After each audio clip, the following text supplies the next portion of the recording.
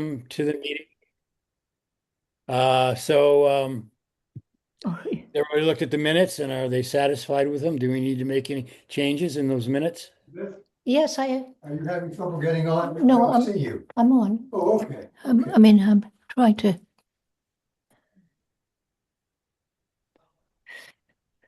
I see Elizabeth. Yeah, Well, I don't see I her. I see the see her. name. yes, I'm There you here. are. There's Okay, Elizabeth. Hi. Hi, And I, s- hi, everyone. Happy New Year, if we can call it happy. I'm not sure about that. Let's make okay, it. so back to the minutes. Is everybody satisfied with the minutes? Yes. Yeah, I am. Okay. So all in favor of passing them? Hi. All right. Anybody opposed? Okay. Okay, Ann's. So we're going to welcome our guest, and Ann just put a thing in that she can't get her video to work. But it's Ann Peters, our new legislator, county legislator, has joined Hello. us. Cool. We can hear her at least. Yeah, Hi, Ann. I'm here.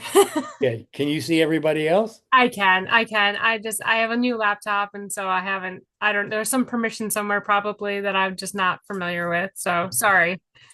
Okay. And then Jenny Flavin, is that how you pronounce your last name, Jenny? Yes, it is. Can everyone hear me okay? I'm on headphones and Yep, sometimes. yep, we can hear you. Hi, everyone. Nice to see you. Nice to meet you all. Jenny has expressed interest in possibly Oh, good. participating, so I invited her to come. Mhm. Good. She has some background in sustainability. Do you want to say anything about yourself? Yeah, Or- so I have a little bit of a background in sustainability and conservation. I used to work for the Catskill Center for quite a few years, and then so I was involved with policy making with the DEC, with them for a long time, and then I started working as an expedition guide in the Arctic and Antarctic, sort of educating people on sustainability, and eventually decided I didn't want to live on a ship that much anymore, and now I live in Saugerties, and I'm just kind of really want to get involved with the town more and fill that conservation, sustainability void that I have now that I'm not doing that for work. So that's kind of why That's I'm great. here. Well, then welcome. Welcome. Okay, so Boy. Skip, we have an Ann. Who's Ann? Ann?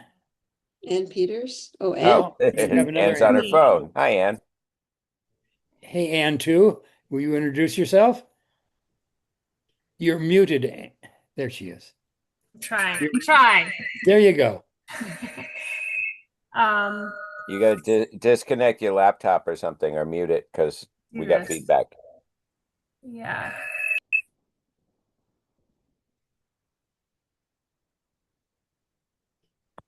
Okay, I'm so sorry.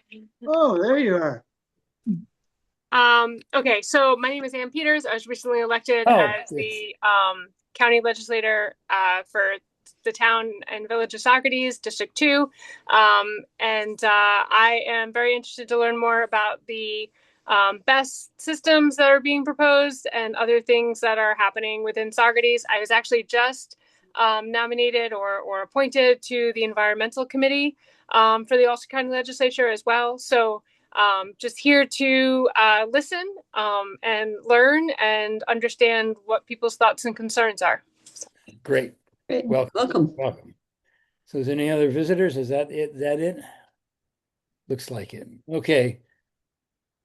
So first order of business is it seems the town took the initiative to usurp our right to choose our own chairman and things. So it's okay. But just, let's have a confirmation. They put me up and I appointed me as chairman, and really we should have suggested that to them. So as a formality, would anybody else like to be chairman of this CAC? No. Don't all rush it at once. You gotta say Okay, it three so times, Skip. all right. Would anybody else like to, right, at the county committee, they always said it three times and it was very, very, okay. Would anybody Right. else like to be chairman? I Would anybody nominate, else like to be I chairman? nominate Skip Arthur to as chairman of the Okay. CAC. How formal of us. I triple that. Oh, God. All right. So I All in will do favor? this, but if you vote for me, you're making a commitment to get involved in like the things that are sent out, like all the information about BEST, about the, the ZIP plan, and all the things that are out. I'd like to have people come as informed as possible. You know, all the things I put on the meeting agenda announcement, do as much as you can to familiarize yourselves with that. If you have questions, research them before you come, and maybe you can inform us on what's happening. And there's two reasons for doing this. So when I first became chairman, one of the issues was our meetings are going too long.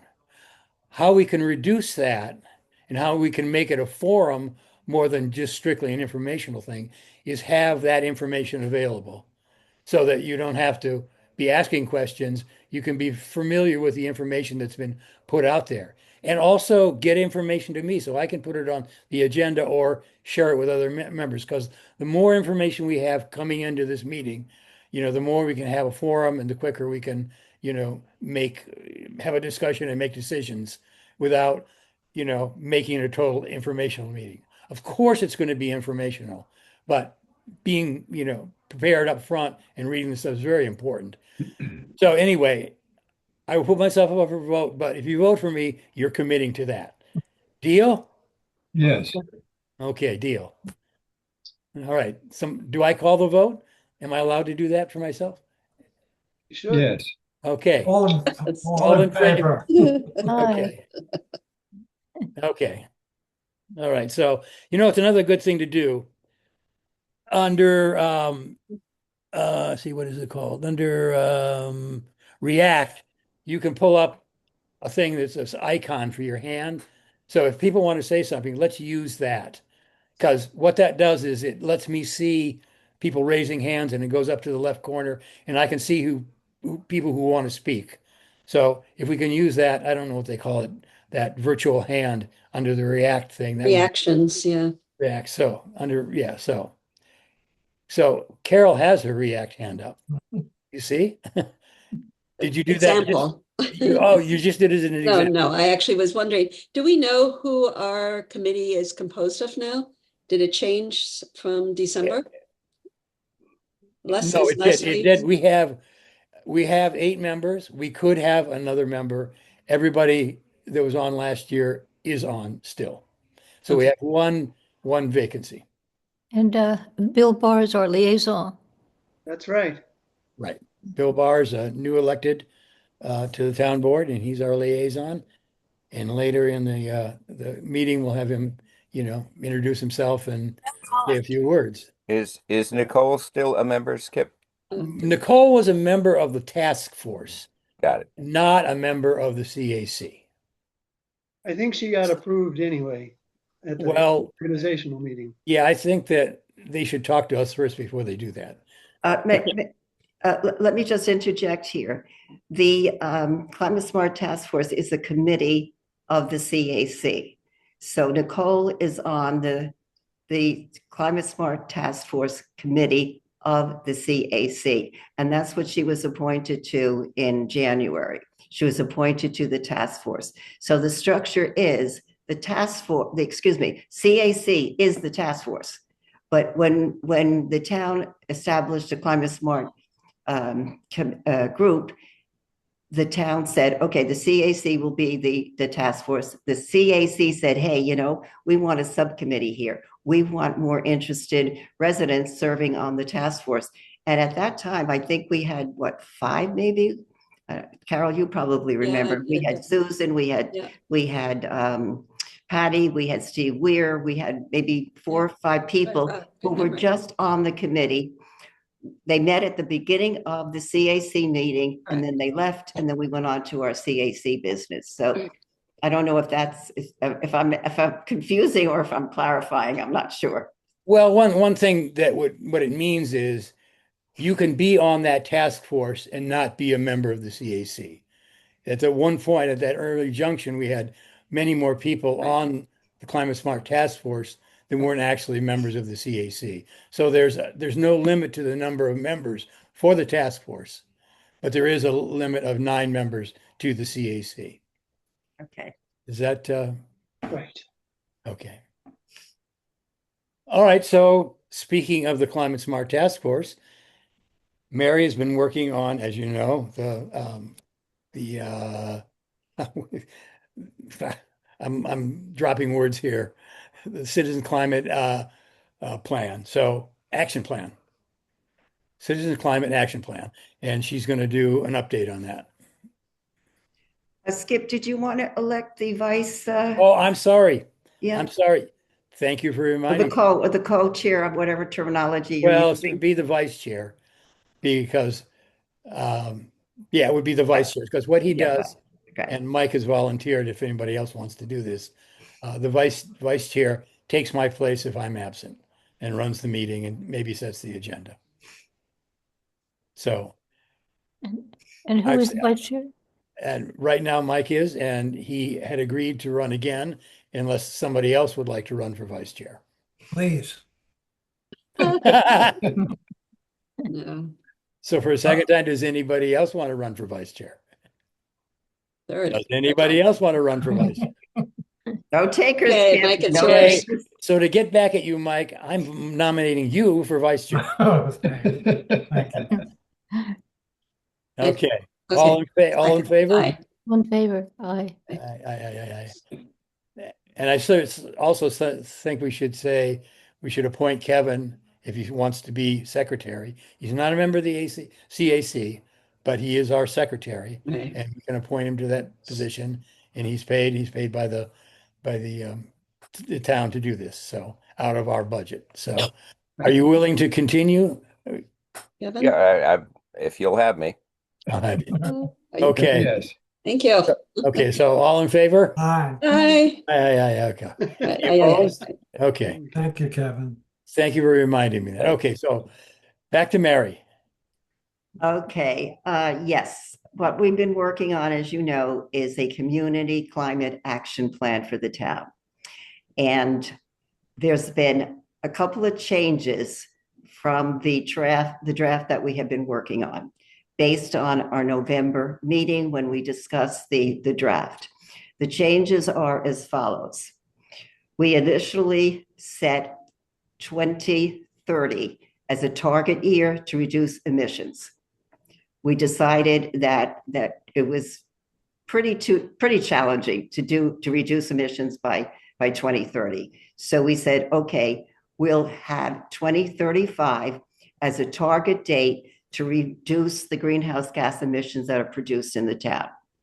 And then we also said at the last meeting that we would use 2040 as another year to measure reductions. And the reason we said that is because the inventory for the emissions is based on population, and we have a census in 2040. So we'll have like a benchmark by which to measure.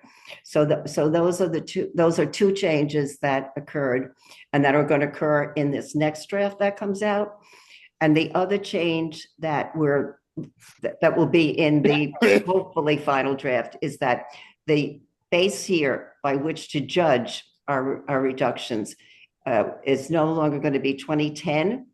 We had set 2010 as a baseline year because we had an inventory and we knew how many greenhouse gas emissions were emitted in 2010, and we're going to reduce, from then. So Steve has suggested, and this is what's being proposed now, that we use 2022 as the baseline year because we have the inventory now for the year 2022. So we're going to look at what's been emitted in 2022 and see how much we can reduce those emissions by 2035 and by 2040. So that's kind of the update where we are in the changes. And of course, this all came about because we thought we could align our reductions with what the state wants to reduce the emissions statewide. And the state has decided they can't meet their goals. And we learned that the Climate Smart Communities program is no longer suggesting that we align with the state goals. So that's where we are with that. What's not changed is we're still looking at the three sectors of the community that emit the most emissions: transportation, industrial, residential. So we're focusing still on those three areas to reduce the greenhouse gas emissions for the town. So the biggest change that's going to occur in the next draft, and hopefully, as I said, the final draft, is in transportation. So what Stephen has worked on and what Stephen has proposed, which I think makes a lot of sense, is to take the transportation sector. There's 137,000 plus greenhouse gas emissions from the transportation sector. Okay. The town has control over about 16% of all those emissions. Why? Because the inventory looks at vehicle miles traveled, and that's how they determine how many greenhouse gases are coming from transportation into the town of Saugerties. Well, guess what? The town has no control over all the cars on the highway, the train, the buses, the trucks, the whole thing. What does the town have control over? The Saugerties-based vehicles. So what's being proposed is to look at how many Saugerties-based vehicles there are in the town, and Stephen has worked up the numbers, how many miles they travel per year. Stephen worked on all of the numbers there. So what's being proposed is to reduce the greenhouse gas emissions from what we have control over, which are, as I said, Saugerties-based vehicles. So the reduction, the aim to reduce transportation emissions from Saugerties-based vehicles is proposed that the reduction be 30% of the Saugerties-based vehicles, and the Saugerties-based vehicles emit a little over 21,000 metric tons, and to reduce 30% by 2035, and then another 20% by 2040.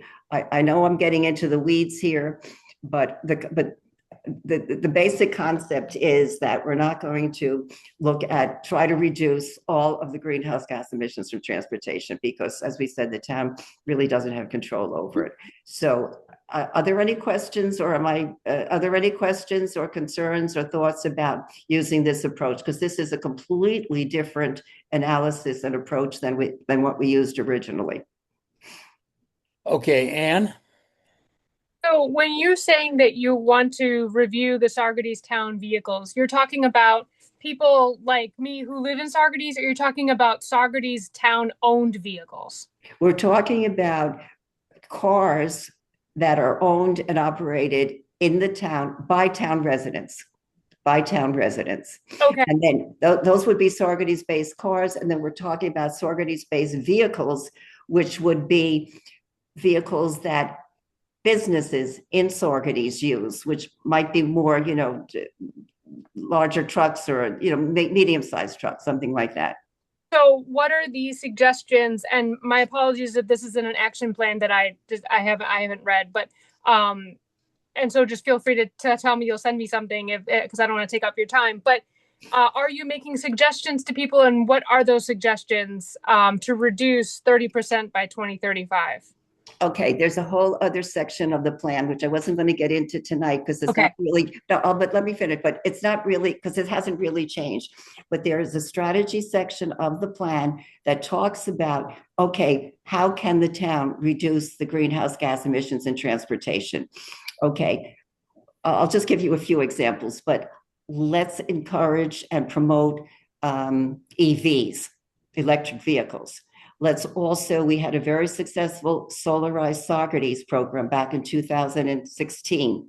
Let's encourage the residents to transition to solar panels, to transition to heat pumps, to transition to renewable energies, to participate in the community, in the community choice aggregation program. So there are different programs, and there are different ways that the town can actually make a difference. Well, that would be what I was just talking about, would be in the residential. But getting back to the transportation, it would be EVs, transitioning to EVs, idling. Let's stop the idling on Main Street when our cars are emitting all of these greenhouse gas emissions. So there is a strategy section that kind of addresses that. Thank you. Bill? Yeah, my computer blanked out when Mary read those numbers. It's 30% by 2035. Yeah, And what's 30% by 2035, right? and 2040 number is 20. Another 20% by 2040. okay.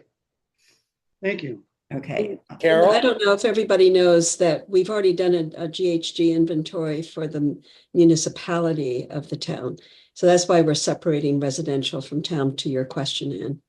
That was, Oh, right. Yeah. Okay, any other questions from Mary? Okay, I have okay, a- okay. There's Mary McNamara. She came in a little while ago. She's a guest. And Mary, what we're trying to do is use our virtual hands because Right. that puts you up and I can see you better. So right. now I'm I, acknowledging you, but use a hand next time. That way I can see you. Okay? right. I have a new computer and couldn't find it. My apologies. And I'm sorry I'm late. And um, I I am on the Saugerties Transportation Advisory Committee.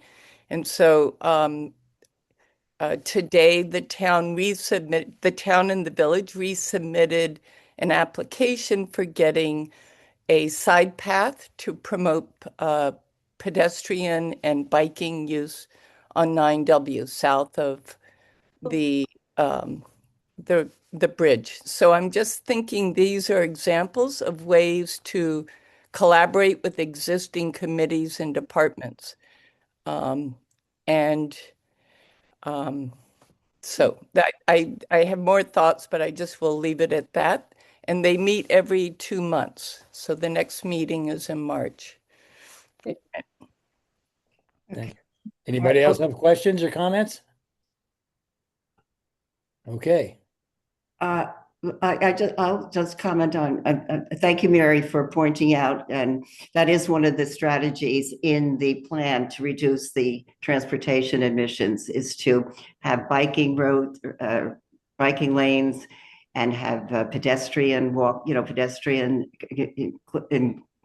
encourage pedestrian walkways and, rather than, rather than driving. So safe pedestrian walkways. So. And I will find a way to raise my hand digitally, but I just would follow up. To what degree are you going to include trees and green infrastructure, green stormwater infrastructure in your overall transportation plan? Because that does help reduce greenhouse gases and directly and indirectly reduces other concerns. So again, maybe that's for down the road. Right. Thank you. Okay. So we talked about transportation. The industrial sector has pretty much remained the same. We had said that we're requesting the town board to appoint a task force to look at the processes in the industrial sector and make recommendations for reduction. The only thing that's changed there will be that, well, we said we would reduce the emissions by 10% by 2035. And now we're going to say another 10% by 2040. We're adding the 2040 year there. Okay. And residential, pretty much, yeah, nothing. No, we haven't really changed anything substantially in the residential area. We're looking to reduce the emissions by 30% by 2035, and then by 2040, at another 20%. So that would reduce the greenhouse gas emissions in the residential section by 15,200 metric tons. And that seems pretty reasonable because we were able to reduce our emissions in the residential sector from 2010 to 2022 by 40%. And just getting back to what I was mentioning before, Anne, due to the different programs that the town, sponsored and the residents participated, and we really did a really good job in reducing residential emissions. So I think based on that, it probably is realistic to say, let's try for another 30% by 2035, and then an additional 20% by 2040. So any questions on that? It's pretty much stayed pretty much what we talked about originally. Yeah, okay. Okay, Elizabeth has her hand up, so. Yes, well, to do, having to do with transportation, I hope that there's going to be some work done on the safety aspects of bike walking and biking. It seems to me that it's really quite unsafe to walk along Route 9W in parts, and whether that could be, how to address that, I'm not sure, but it does seem to be a concern. It would seem that that would be what Mary McNamara's group might want to address and not us. We're basically working on, the energy reduction. Okay. The safety aspect of it certainly is important, but I think the group that Mary McNamara is working on, probably that's part of their venue. They're probably part of their concerns. Right. They would work there. Thank you. Okay, and the final point here, let me go over here for a second. Okay, the final point here is we said, and we did, put out the draft plan for comments by the public. And I had asked Leslie, I don't see her here, but it was a last minute request to bring to the committee, to bring to the CAC what those responses were. So I unfortunately don't have them. And I don't see Leslie here. Okay. So let me see. Let me go over here. Let me see if I can find them over here for a second. I have, this is an email that's going back a couple of months, but Bill, you had made some comments on the plan regarding transportation. Yeah, I don't remember. I don't remember what they were, Mary. I'm sorry. No, that's okay. Essentially, Well, I think it was just a change in the way they were presented, the format for the graphs. That's all. yeah. That's what I remember too. Yeah, that's all. Okay, you talked about that the highway maintenance has increased possibly due to more hot days, and more to the point here, increased weight of vehicles on the road. And cursory periodical searches on consumer trends in family and personal vehicles cites the increased use of heavier, less fuel efficient four-door pickup trucks. So essentially your comments were to what has caused the increase in greenhouse gas emissions from the transportation sector. Right, you are. So, and then we did have some comments to your point, Ann, how can we reduce, what strategies can the town use? And one here is options for mass transportation, including a fleet of electric mini vehicles, small businesses, et cetera. I don't think this is productive to do it like this right now. What I'm going to do is I will send the comments out to everyone. You can look at them and decide which of the comments and which of the suggestions make sense, and then bring them to the next meeting, and then we can finalize and put them in the plan if we think that they're appropriate and that they're doable. Does that make sense to everyone? Mm-hmm. Yes. Okay. All right. And finally, the reason I didn't send this out to you for this evening's meeting, there's two reasons. Number one, I've got to now delete this whole page that's in the plan, and I got to drop in the new text, right? And I haven't had a chance to do that. And I know there's going to be some word changes because I've got to get it all on the same page. So I will do that hopefully next week and get it back to you. And the other reason is you had so many documents to look at for this meeting. I thought they don't need to look at all of this. So I'll just send it out to you sometime next week when I get around to it. Okay, that is it for me. Carol has her hand up. Yeah. Two things. One is if you need any number crunching, I'm happy to do that for the plan. I don't know if we need to update it or not. And then secondly, I think it was Ken and Leslie were going to collect all the comments. And maybe they did, and I don't remember what happened to them. We sent out the draft to a variety of places and people were supposed to respond. Maybe we didn't get any responses. I don't know. Well, to answer that question, the ones I just read from Bill, there's two people commented, Bill and, Okay. and another person, the woman. And but this email goes back Right. It was a long time ago. November, right? So Yeah. whether anybody else commented subsequently, we don't know. So I will ask Leslie to update this. I'll send it to everyone. You can look at what the comments are, see what you think is doable, and then we'll resolve it at the next meeting. Okay? Yeah. And thank you, Steve. And thank you, Mary. Yeah. Good work. Yeah, well, thank you, Stephen. Stephen did a really, Yeah. really important analysis for the transportation sector, and I think it makes a lot of sense. So thank you, Stephen. Any more comments? Well, Stephen's got his hand up. I put it up earlier because I thought Mary was finished. I wanted to thank her for carrying forward yet another 2 months this immense plan. I've helped a little, but she's done so much to keep it rolling. Okay, so we'll move on. Look forward to the revision. So at our last meeting, we talked a little bit about our comments about Winston Farm. And we got 2 new members of the town board. And there was some comments out in the press that didn't seem to align with what our open space plan had put forward. So it was suggested that we possibly send a memo to the town board, kind of reiterating those points that we thought were important.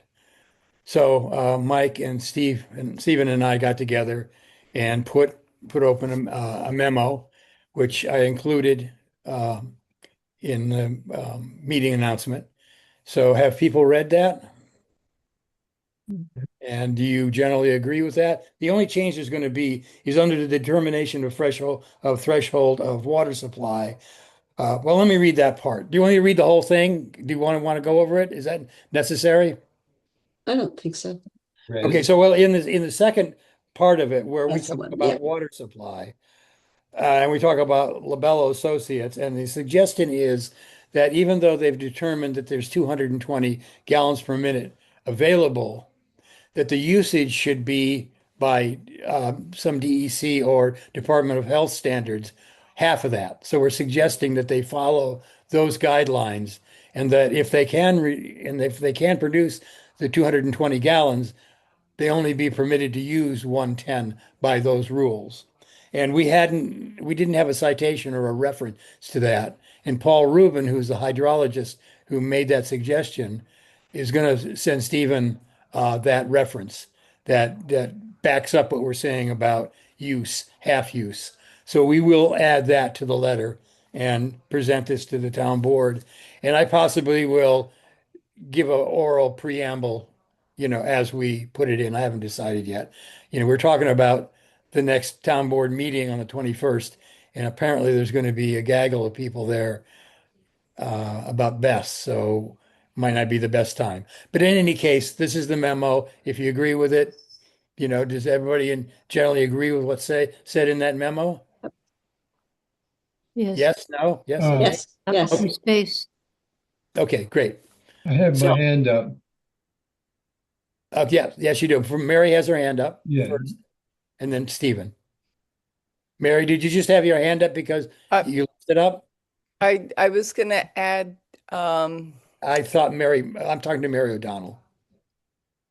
Right. No, I guess I didn't. I guess I didn't put it down. Sorry, I didn't Okay. realize it was So up. Stephen's next. I'll just take Oh. these in order. Stephen's next.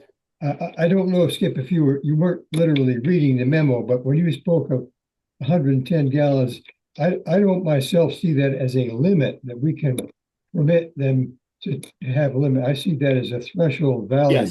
Yes, I think so. yes. We're Yes. not saying we can set that we have the power to set a limit.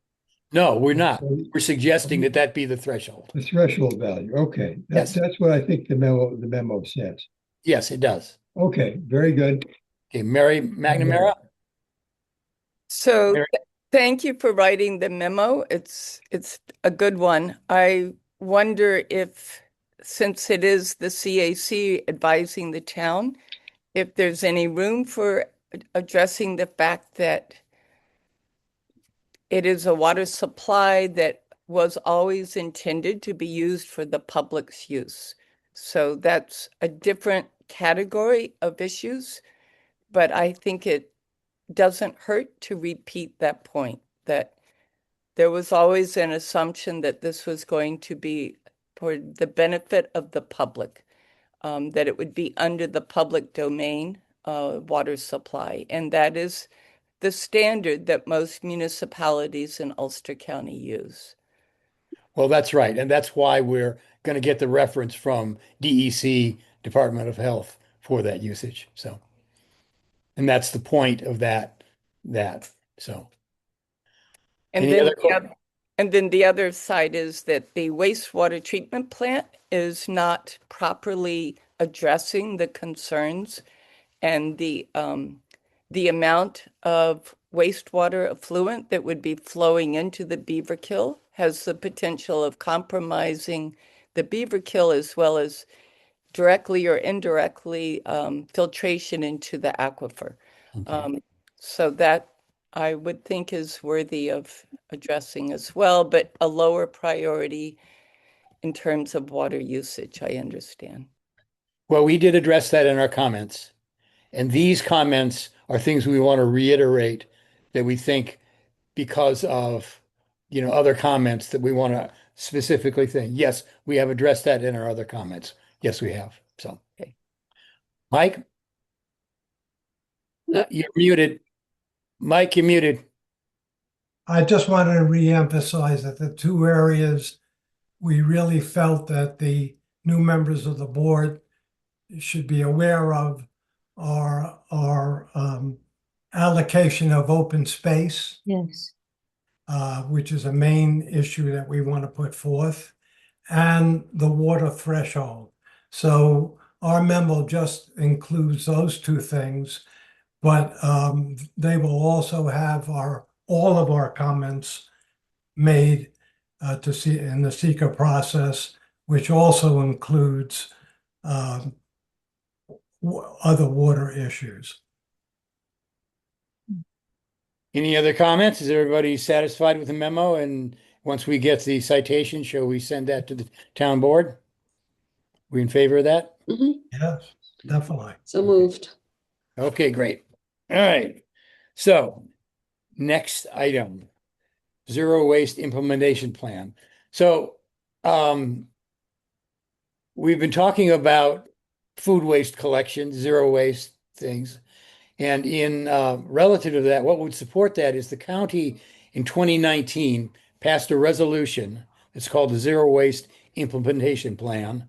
And what it did is it charged the Environmental Committee, Anne, who's now on, and I think the Ways and Means Committee to come up with a zero waste plan so that we got, things like food waste and recyclables and stuff out of the waste stream before dealing with, taking it to a landfill or making other arrangements to dispose of it. So it's the county now is reaching out to several people to try to bring a waste plan on board.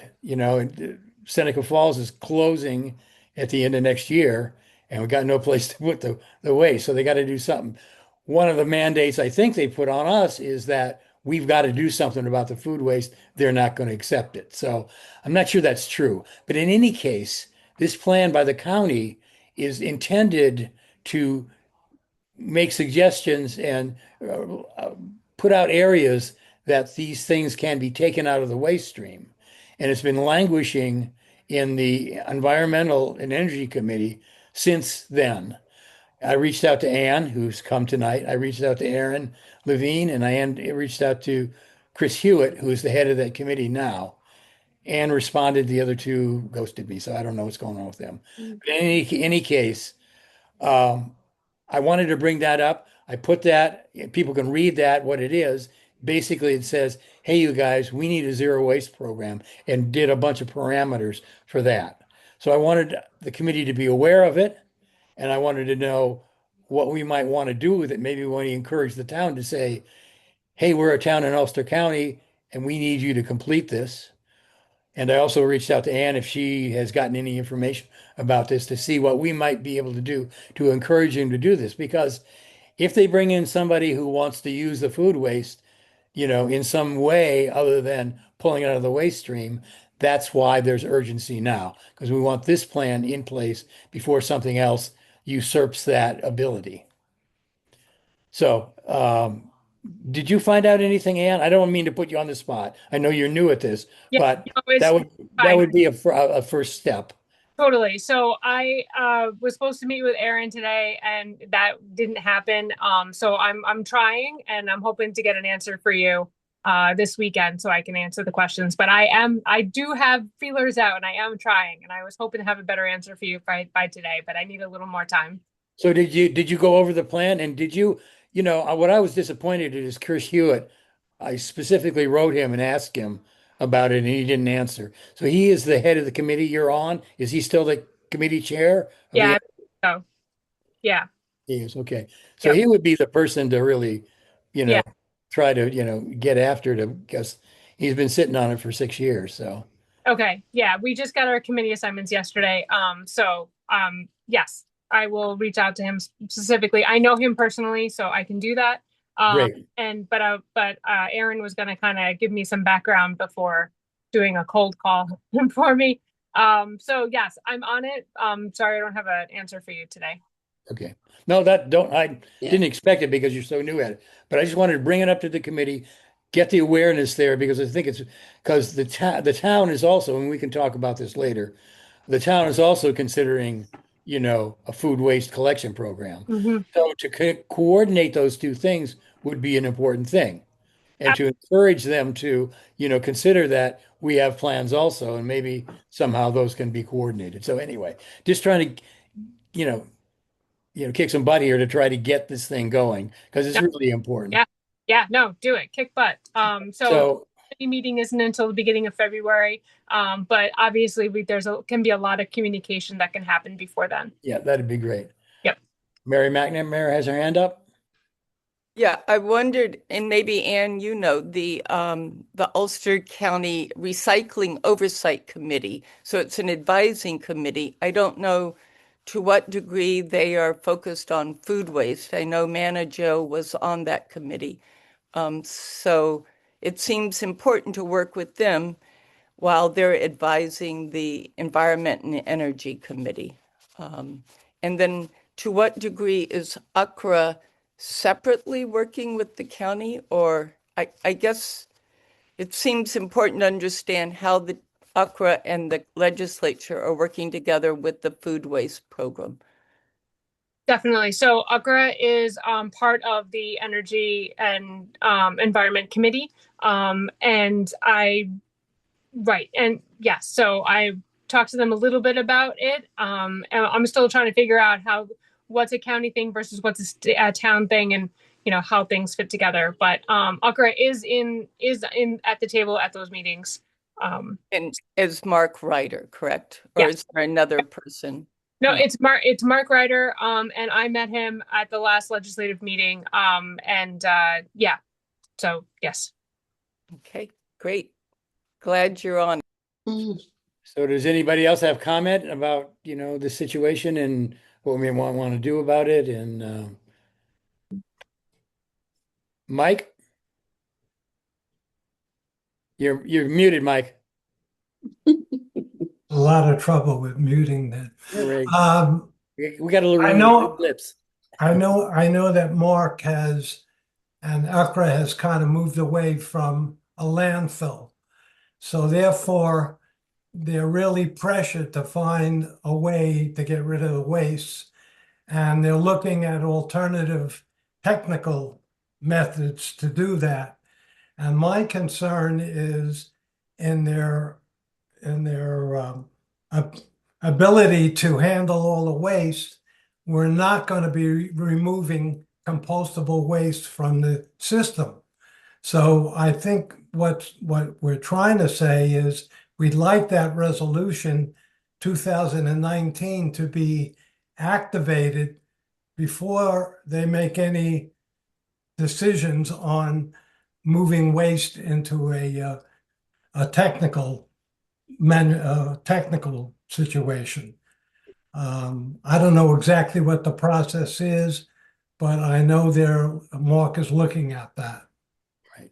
And that is the urgency of getting this finally done. And Right. I got the information from Kingston Citizens, who Rebecca Martin is the head of, and is really trying to push this for that reason that Mike said, that we should get this, zero waste plan, implementation plan in effect, so that those things aren't taken out by some other technical decision. Right.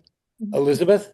Yes, and I think particularly the methane problem is very serious and should be highlighted in this plan to keep methane out of the landfills. If there's not going to be any more landfills, the zero waste implementation program could help with that. Definitely. Any other comments? Okay, well, we'll look forward to what Ann digs up, and hopefully Aaron and Chris will get involved, and maybe we can get something moving here and find out what the town or our town or other towns can do to be, involved in this, because certainly we want cooperation, but there's got to be a coordinated plan for us to, be effective with this. And I think we should, we don't have to do this tonight, but what Mike Ivino had talked to me about, possible food waste collection from the schools and from the town. I mean, Mary started a great program, but we need to get more out, and so hopefully the town will go forward on that. But we can talk about that further at some other time. And Bill, did you want to say something about that, Bill? Well, yeah, you kind of mentioned, I was going to say that you and I had talked about this, and I've agreed to Skip to try to spark a re-interest, if that's a word, new interest in this with Mike, and Right. generate whatever activity I can get. And Just for the background, and then we talked about this before. They were talking about getting 2 food style roll-offs that would collect food waste. I mean, large 30 yard units. They would also start digestion. If there were 2 units, we could put one at the transfer station, maybe one at the school, or one at the village station, so it would be more accessible to people and have a higher volume and not, cost us as much. That was all in the things. There was DEC permits that were apparently gotten. I don't know what happened with the application for the roll-offs, but all that was kind of in play, but not completed. Kind of like the zero waste implementation program. Everything seems to be up in the air, but I'm trying to get it to move again. So keep it rolling. yeah, keep it rolling. Mary McNamara? So I understand that part of the reason for holding off on Mike Avino's plan was that the ability for UCRA to digest the dinnerware was questionable at the scale that the Garlic Festival needed to do it. So I do think that revisiting what Shabazz and Josephine presented for having enzymes that assist. Anyway, I just think that there's other programs to incorporate into your review of what Mike Avino is proposing. I don't. Okay, so I'm sorry, I didn't mean to interrupt. No, it's okay. Okay, so there's 2 separate things happening here. Right. The town program I talked to about does not have anything to do with the zero waste program at the Garlic Festival. They're 2 separate issues. Right. There wouldn't be any collection of utensils and stuff. That issue was that the town had to take over the running of the zero waste program. And the problem was they didn't know whether UCRA could take the biodegradable utensils. And so they went back and they finally took it to Greenway's facility because they're the only one who can handle it. But that's separate from what I was talking about. This is a town program, not just the zero waste program at the Garlic Festival. So there's two different issues. So we should, when we're talking about that, we should keep them separate because it's not suggested yet that the town's program accept biodegradable utensils and stuff. This is purely food waste. So two separate issues, although important. And it's important that the things that happened at the Garlic Festival could expand to other activities at Cantine Field, and that one of the great ideas in Mike's thing is have be able to supply biodegradable utensils and plates and things to those people at the Garlic Festival or other activities that would be certified that either UCRA or Greenway could take, because that's one of the issues in taking and using that stuff. It's very hard to biodegrade. So, but that getting certified and becoming a possible supplier of that to whoever needs it would be important. So anyway, So I okay.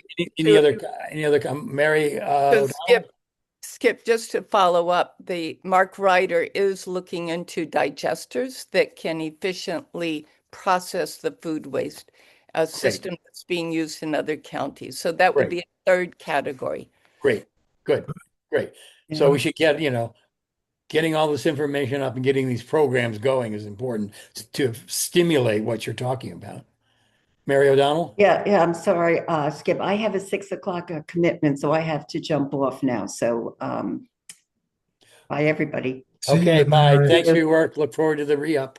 Bye-bye. Bye. Okay.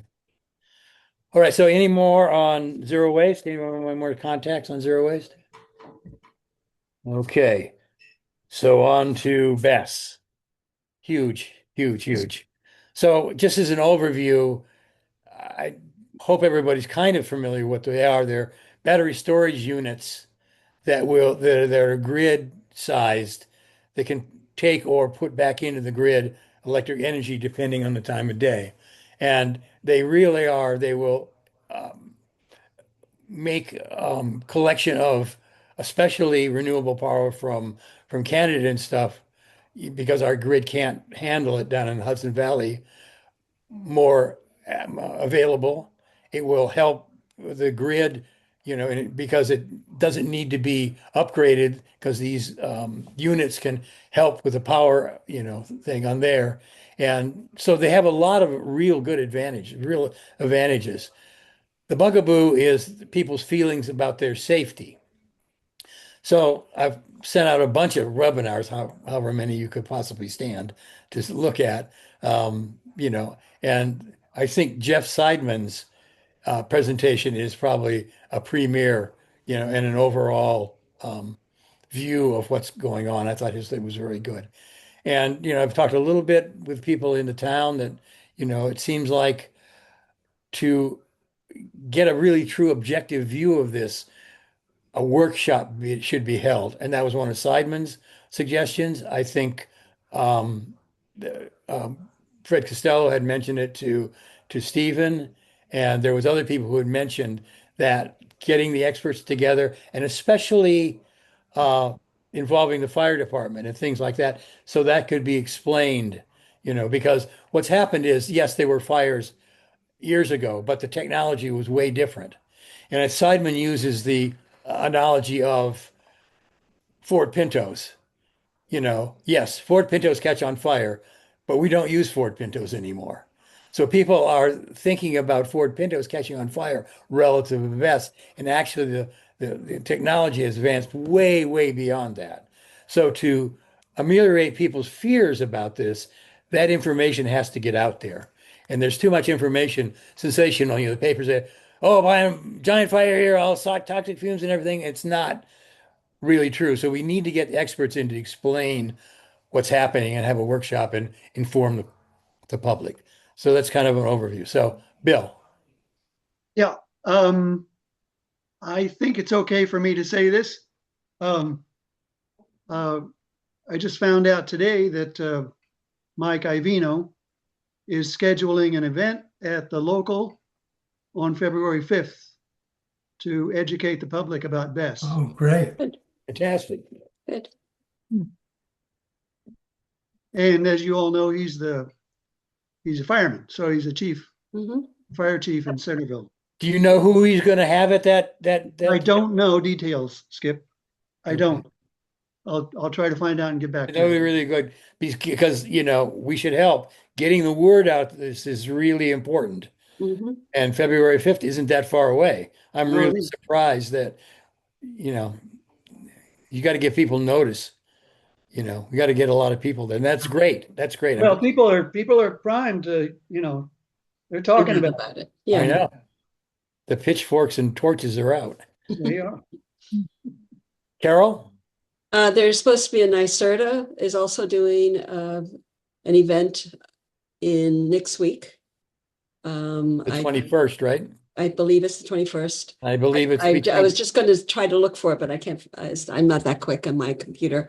I will But put it I can out. send that out, or did we send it out already? Well, I've got that the 21st between 2 and 3:30. Yes, correct. Okay, so if you want to And, send that out, if you've got it there. I've, But yeah, I yes. do have that, and it's basically to review what the issues are with BESS, the battery energy storage systems. Right. And we do have, as a planning board, one that had come in front of us that they wanted to situate near the transmission station behind Yeah. Stewart's. Yeah. I don't know if you know about that new Yeah. transmission station behind there. And it would be adjacent or right across from it. So we're looking at that. They haven't come before us. They came before us 2 months ago and they haven't come back. So I don't know where that's at right now. Were they scheduled? Somebody said they were scheduled for the 20th. Is that not happening? Not that I know of. Not on my schedule, not on my agenda. Okay, So, all right. Just it's important to know because right. the scuttlebutt out in the social media is people were going to go to that. People who are worried about BESS were going to go to that and then come to the town Yeah, board no, meeting on the I have it right in 21st. front of me and that's not on the agenda. Okay, great. Great. Okay, Michael? Yeah, I had sent out a note with an email that Stephen had sent out. And I suggest you look at Stephen's email because he does have a map showing exactly where Correct. it's going to be the site that they're thinking We're about. looking at, yeah.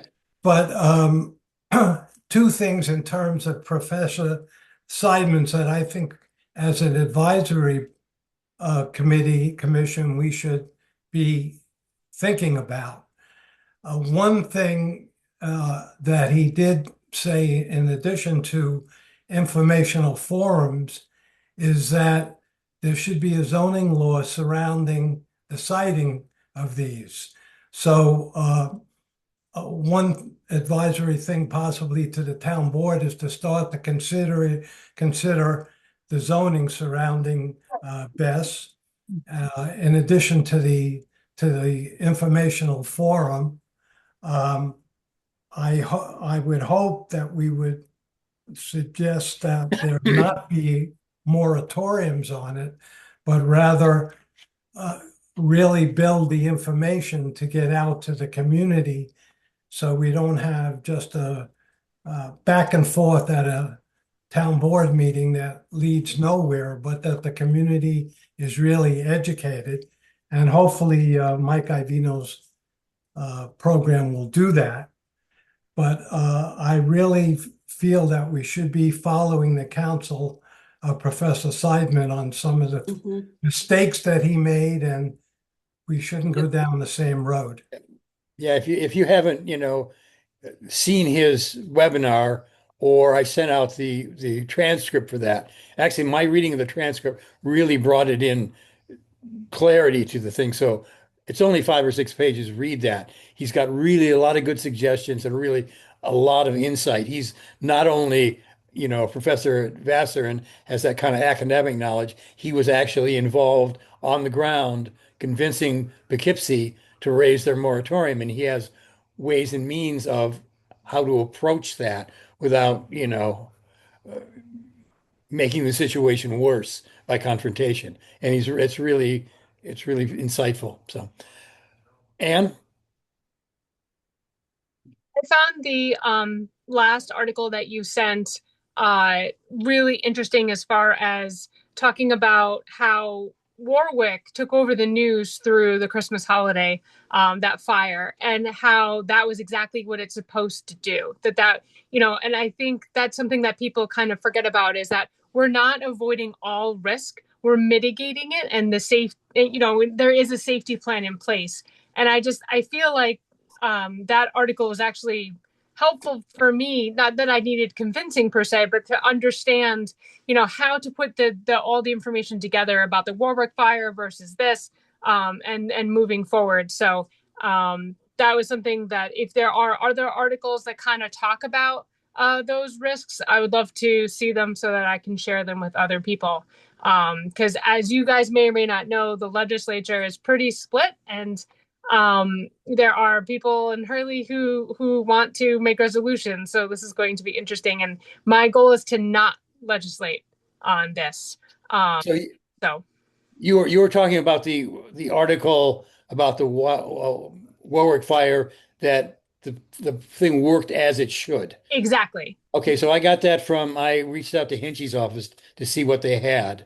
They Okay. sent me that, and I asked them to send me anything else. That article was actually an opinion piece by Paul Rogers, and he works with one of the groups that was in one of these seminars, is the Energy Safety Response Group, and they're a group of firemen and other people who know about those kinds of emergency that's funded by NYSERDA, and they do outreach. And apparently Paul Rogers is like the guru of this. He's been a fire chief forever and is a great speaker. So that's probably why I asked who Mike was going to have at this, because Paul Rogers certainly would be one person, a fireman talking to a fireman. And that's another thing that Jeff Seidman said, that this Paul Rogers can talk to firemen in their own language, and they really get convinced, because here's one of them, very knowledgeable. So that's who that article was by, and I'd like to encourage him to get that guy, although it might be kind of late. So, Bill? I just wanted to say that Mike, for Mike's comment. Well, you froze up. We're not hearing you, Bill. Stephanie and I agree that Okay, we need a zoning, Bill, a change to the zone. And you froze up for a while. Could you repeat? He froze up again. Froze up. I didn't mean to scare him. Okay. All right. That there are standards out there that we can implement. Yeah. Indoor zoning changes. Good. Okay. So I was at another like a forum on this, and there was a guy from Croton. They've done a lot of work with this, and he said that they were talking about the seeker process being involved in this, and he was saying that there would be other environmental impact statements. A way to approach it is to require a certain environmental impact statement by the town from the vendor who produced it, and that's a way of making sure that things are taken care of and not having necessarily to go through a whole seeker process. He also said, and this was a little, he was really into how you get money out of this for the town, because he said that if there's a lot of opposition, but you can show that this is going to make money for the town, and it did for Croton, that all of a sudden the opposition melts away, because Croton actually put a solar canopy in with the BESS system, Huh? and they're making $1.5 million a year on it. Wow. So that's something we talked about before. Great. They're fortunate in they have a train station there, and it's over the parking lot of the train station. Right. And we don't have that. But the idea is to make this not profitable, but some kind of revenue coming into the town for this, either through an EIS or an operational thing. So that's another idea. I'm not necessarily saying you should try to shake them down, but Well, that's a double-edged sword, though, because one of the criticisms is the town is just going to roll over for these guys because we're going to Right. make money from it. We don't care about the safety. got it. Okay. All right. So, Got to be careful. yeah, okay. Got it. Okay. Stephen? Muted, You're Stephen. muted, Stephen. Stephen, no. Now, okay, Bill, do you have any way to talk to Mike about who he's inviting to the meet? Is it an official activity of the town board, or is this being done by him as a citizen and firefighter? Stephen, I don't know the answer to that. I just heard today. Okay. So I haven't found out yet. It would, because it's very important who goes to that. Yeah. As to zoning, I lucked into a nice conversation with Fred yesterday, and he said that zoning for this particular, they call it the Key Captures, the company setup is okay because that is an industrial zone where that would be. So it according to Fred, it could go in there. But he's concerned about other issues related to zoning because he pointed out that there are mobile buses running all over Saugerties every day, namely everybody's electric vehicle. Oh, And if you try to say you can only have a bus of a certain size in a certain place, then all hell breaks loose. So interesting. it's not a simple question, but Bill, you shook your head when I said it wouldn't be a zoning issue, but Fred didn't seem to think. I just saying that John Greco disagreed. I don't know. I see. That's all. So Okay. He disagreed now. unanimous. He disagreed what? Bill, can you explain what you just said? Yeah, well, first of all, and Carol may know more about this than I do. The Alva Weeks initially said it could go in. The zoning would allow it because it allows, I think, if memory serves, Interesting. it allows electric generation. Okay. Units, the zoning would. And Greco overruled him and said, nope, that wouldn't approve it. That wouldn't, he said that was not a proper interpretation of the zoning law. Interesting. I don't know where things stand, guys. Okay. I'm reading the emails, So it's, now Fred says, yeah, it's okay. Carol? This is now almost old news at this point in our conversation, but in New York City, there's about 5 of these buses, and there have been no problems. They've been there for over 10 years. And it has a lot to do with the education of the fire departments, what they should do in the case of a fire. They are positioned in such a way that the fires get isolated very quickly. And as we saw is it Warwick or Yes. Warsing? One of those W's. It was really, it was contained. It was great. It did exactly what it was supposed to do. I mean, I just wanted to reassure at least us that this is not new. We've been doing this for a while, and we do have some track records. And I think this is the next step in what we need to do for our solar, for our planet. Right.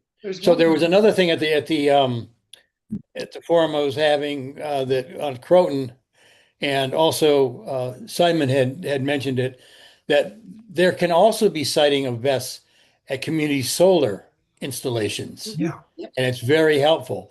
So Right. that's another thing we should consider. I don't know if that has to be a proposal from a company, to come in and do that, but that's another option because there's connection there and it's really helpful for that community solar station because of the collection that it can do.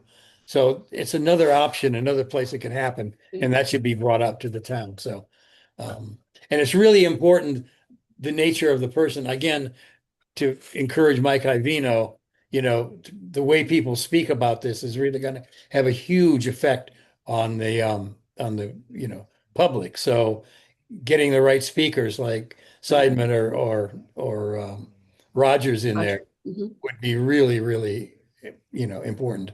Jenny, you have your hand up? Yeah, I just wanted to sort of jump back to the education part of it. I know you guys are saying on the 5th there's something coming up for speaking about this, but is it possible to get more than one education, like almost like a series out there for the public? Because I think that the more people we can reach about it and the more speakers that we can get talking about all of these different things, all these different like ways that it works, or get firefighters in talking about how it's contained and how this education part of it is so important, might be really beneficial to the public. I agree, and I'm kind of surprised that this is coming up and Bill just heard about it. I don't know how much thought was put in. I mean, February 5th is in a couple of weeks, and to get the speakers to announce it, if the board members are just finding out about it, the closer it is, the less space you're going to have, and not considering, what speakers you have and that stuff. So I don't know what kind of planning went through this, but I agree that there should be more than one, especially since this is so close and so fast. So, Carol? I was just noting that the planning board is looking at this. And I sent all of the information that we've been collecting. I sent it to our board. I hope that's okay with people. There was a solar developer who had come with the idea of developing the east side of I-87 right next to that transmission station, I should say. Yeah. And it would take down a lot of trees, which is one of the issues. But like you were saying, it makes sense to put these storage systems next to solar fields. So. Okay. Mike? Yeah, I'm a little concerned with having a meeting in 2 weeks. It sounds like Mike might be pulling together the firemen, which is a good thing. But I'd like to have the town board start to think about a more inclusive thing that talks about the environment, how the system works, the environmental aspects of it, the economic aspects of it. There is possibilities of the public getting rates that might be a little lower than they're paying now. So there are all kinds of things involved with this BESS other than the fire. So I just hope that Bill and the rest of the town board will consider something that includes all of those issues. I'm not sure what Mike is doing, and I'm glad he's doing it, but it may be limited. Yeah, I'm concerned about that too. Well, I'll get back to you as soon as I find out something. I'll try to talk to him tomorrow. Because we had a lot of talk about food waste with Mike, and I don't know.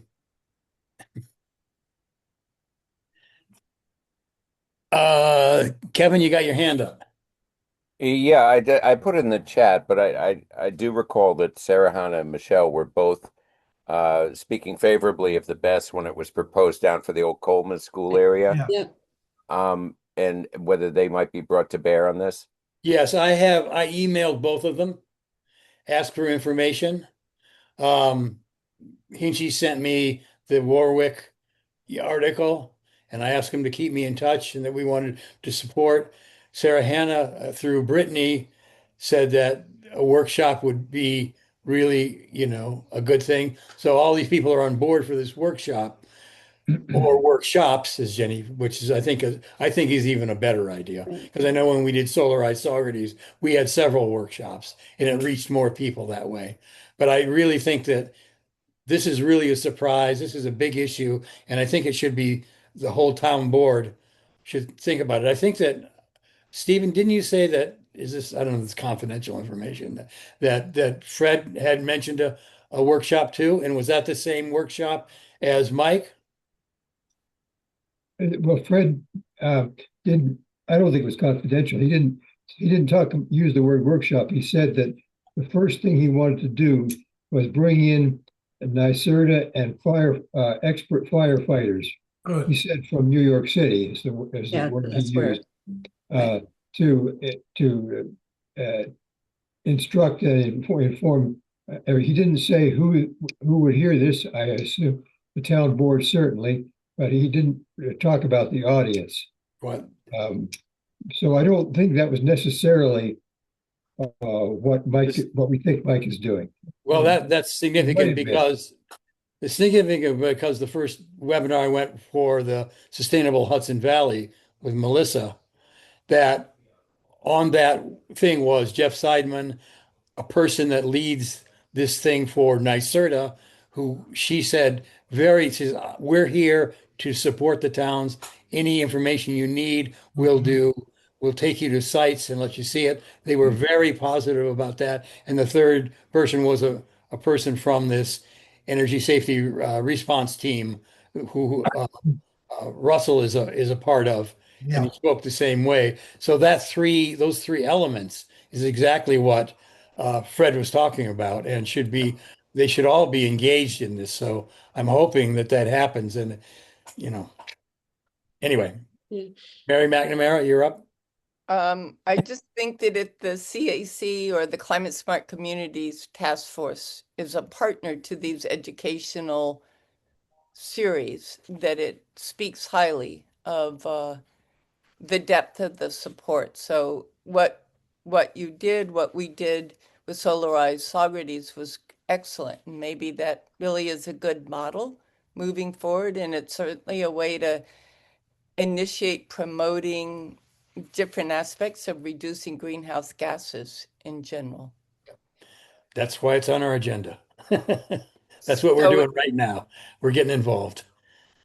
So does that mean that the CAC Climate Smart Community would be a partner with some of these educational workshops? Or is I that don't know you all- I don't know what that means. We're having a discussion here.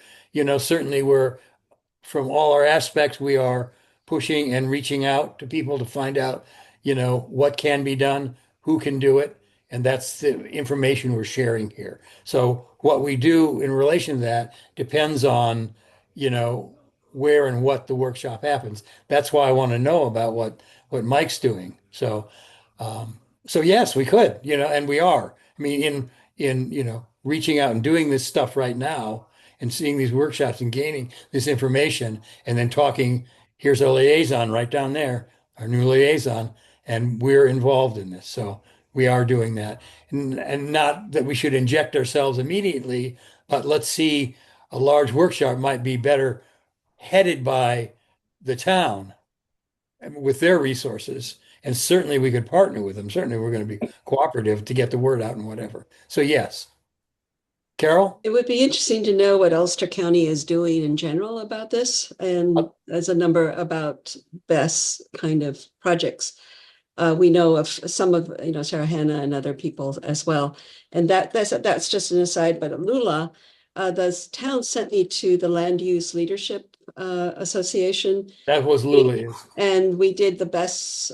That was one of the major, for me, the most important part that I got out of it was about this discussion of BESS. And I think NYSERDA, Pace University is another good resource for us to use as well. That's who supported the Lula and got this information to us. I was hoping we would get to see one, but instead we went to a solar field site, which was interesting in and of itself. But at any rate, it's an interesting, Lula is a great workshop certification process that I would encourage many people to do if they can, next time it comes around. Okay, I do know that Jeff Seidman said he talked to Ulster County. I've looked at my notes here. I'll find it, but he did talk to people in Ulster County about this, or whether the Chamber of Commerce or what. It would be interesting to know who, because I would love to reach out to them and find out more about it and get more involved in that way. Okay, I will. Let's keep going, and I'll look through, because I know he mentioned it somewhere in this talk that he had.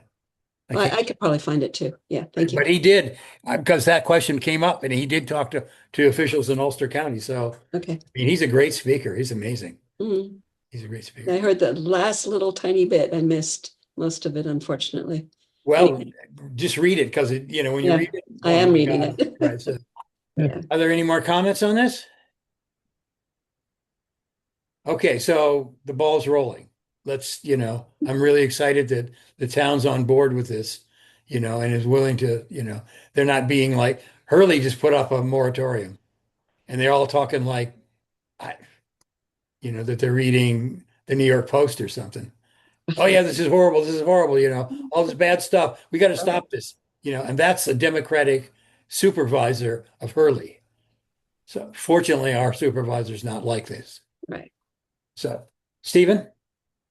I mentioned in an email that I'm going to go as an individual to the meeting in case a lot of anti-BES people show up and start calling for a moratorium, and just say there's no need for a moratorium.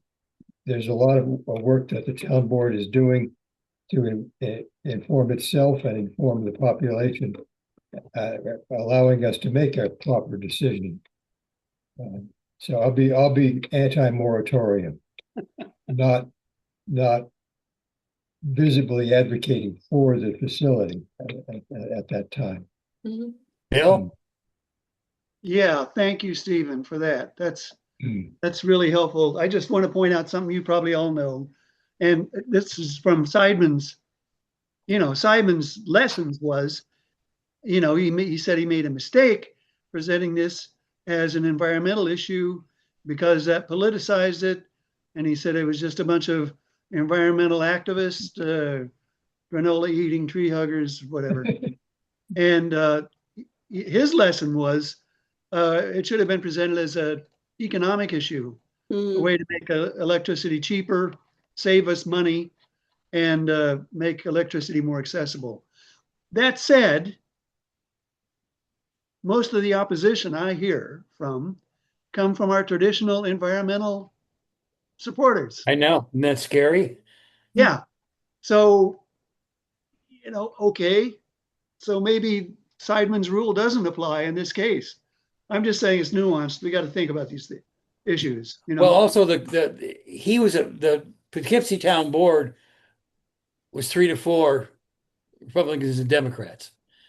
See, I don't think we have that balance anymore. We don't have that problem. Right. So it's a little bit different. But I think what he's saying is that people shouting at each other for 3 minutes, at a town board meeting with no, it's meant that there's no dialogue there. You get up and you say your piece and you sit down. So there's no really dialogue happening. And he's saying that workshops create dialogue. And also they bring in knowledgeable people. It's just not people who heard something on Facebook Right. or the New York Post or something like that and are bringing it and, reacting like Hurley Town Board did. So I think he's afraid of, or he's saying against that sometimes that speech that you give, that 3 minute speech you give, is not helpful because it's just one side then the other side, one side, and not a dialogue between the two. So anyway, so Mary McNamara. Along those lines, I wonder if it's helpful to understand the points being raised by the people who are against it. Definitely. And Citizens is certainly one of the strongest voices Definitely. that's been leading this, including Rebecca Martin. So it does seem important to understand that. And Anne, I don't know if that's easily identifiable, how things break down at the county level. So Jenny? Yeah, kind of to Mary's point, if we're concerned about, that kind of pushback from people worried about, environmental impacts, it is probably, of course, always best to educate ourselves across the board as much as possible. But I did find some really good academic articles about environmental impacts of energy storage, and I can send them around. And they might be helpful to read into if anybody's interested in that, just to get a little bit more varying of different ideas. Yes. And so you have our, in the email I sent you, you've got the list of people on this committee. So yep, I'll send them thanks. around. That'd be great. Because the more information you have, the better. And I think these fears, I think you're right. What Mary said, you find out what where the fears are based and you find out the information to either ameliorate that or, maybe we're not smart enough, you got to have that information to find out if they're right or not. So, Mike, you're muted, Mike. Can't read lips. He loves hearing that.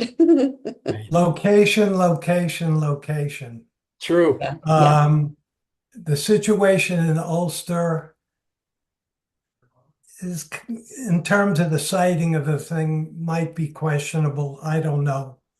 I know my ear doctor is right across from it, and I see Coleman High School, and the site that is projected or thought about in Saugerties is an industrial site. If you look at the map that Stephen put out, if you had a site, it would seem like a good place to put it.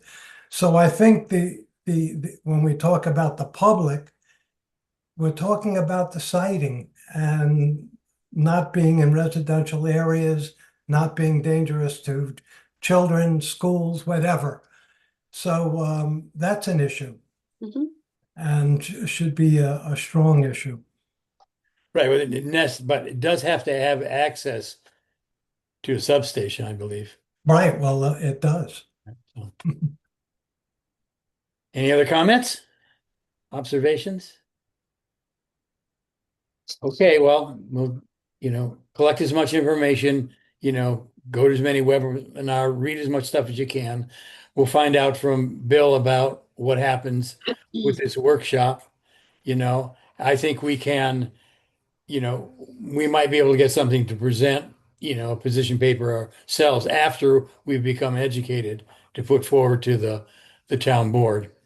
And definitely, where we can be involved to get out information about any workshops that are happening, certainly we'll be involved there.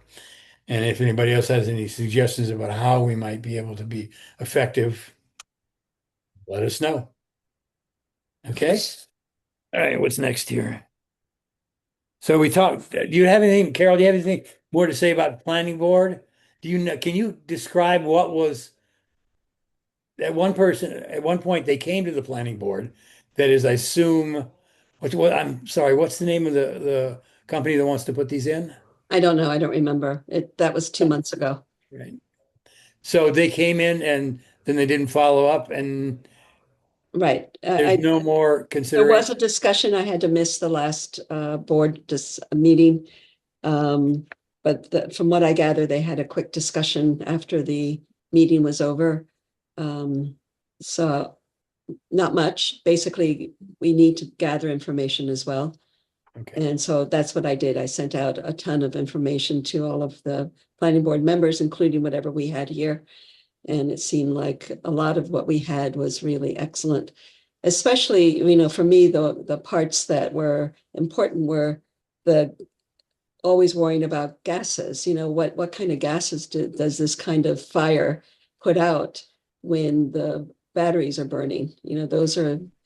But from what I read in what we were sending out is that afterwards there was little to no change in the gas chronometer. So I don't know. Seidman says that there's no different gases or Right. more than a regular structure fire. Not that that's good, but Structure fire. Okay, got there's it. nothing. Right. There's not any blue-green smoke coming out and landing over the community. And they've done sediment testing afterwards. Mhm. And basically it was limited to the site. Correct.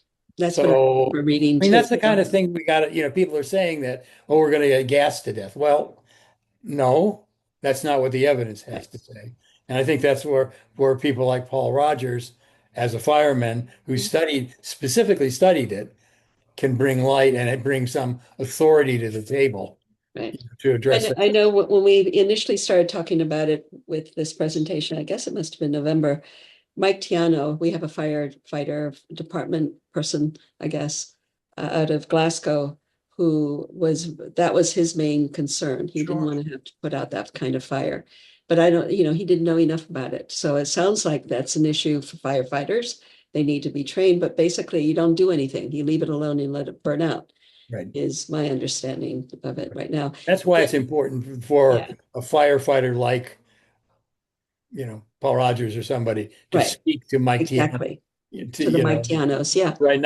I'm not going to tell him, he's not going to listen to me, but a firefighter he will. And then similarly in the city, they talked about the fact that there were several of these that were right in the midst of residential areas.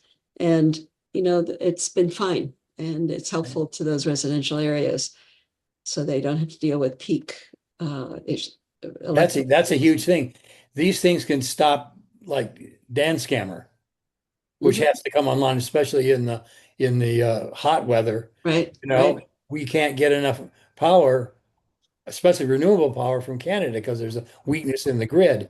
You put a few of these up, soaks up the power, Mhm. and it becomes the peak power provider, and you eliminate Dan Scammer, which is a horrible place. So that's part of the argument that Mike was talking about that we Yeah. needed to move forward. Stephen? Oh, just informationally, the company I read is called Key Capture. Key Capture. It's Yes. headquartered in Albany, and they have 3 other facilities in New York State. One in Saratoga County, one in Wow. somewhere down south, and one out by Buffalo. They are not like the one that proposed in Hurley apparently is owned by the government of Abu Dhabi, basically. Oh, boy. Well, they have a That's a major, whole other. they have a major stake in it. Oh, geez. Yeah. So this one might be a little more down home. Okay. Any more comments on this? Okay. So keep us informed what you know. Carol, did you say you sent out information sources to us? To the planning board. Oh, to the planning board. And I sent stuff out to us too. You did? I don't know if I I'll have remember. I'll have to sending look out at the that New York- because I don't remember getting anything from you. One of the problems that I have is that I send things out from work and we're highly encrypted. And if I don't put do not encrypt in the subject line, then you may have to say click here if you seek community action. I didn't receive anything. You didn't receive anything. Okay. I don't believe. I'll go through my I mean, I received your responses to, the various or things. stuff like that, but I didn't receive anything before that was informational from you. I think I would have sent the NYSERDA one. Okay. Okay. All right. Yep. Good. Good to know. Thank you.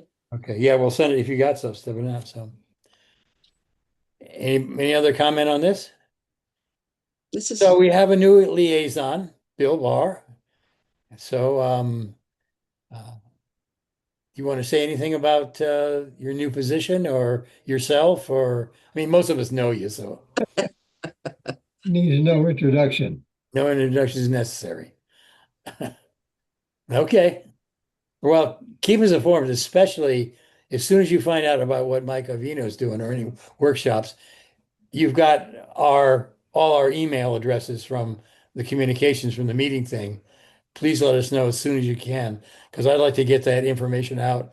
If they're not coordinating any information outreach, what we can do to be involved is get that information out. So as soon as we can know about that, it'd be great. Can you do that? Yeah. Okay, great. I'll try to- Great. So are there any other announcements? Okay. It's time to adjourn. Okay, thanks, Kip. Okay, thanks, you. everybody. Thank Thank you. you. Thanks, Jenny. We'll have another one next month and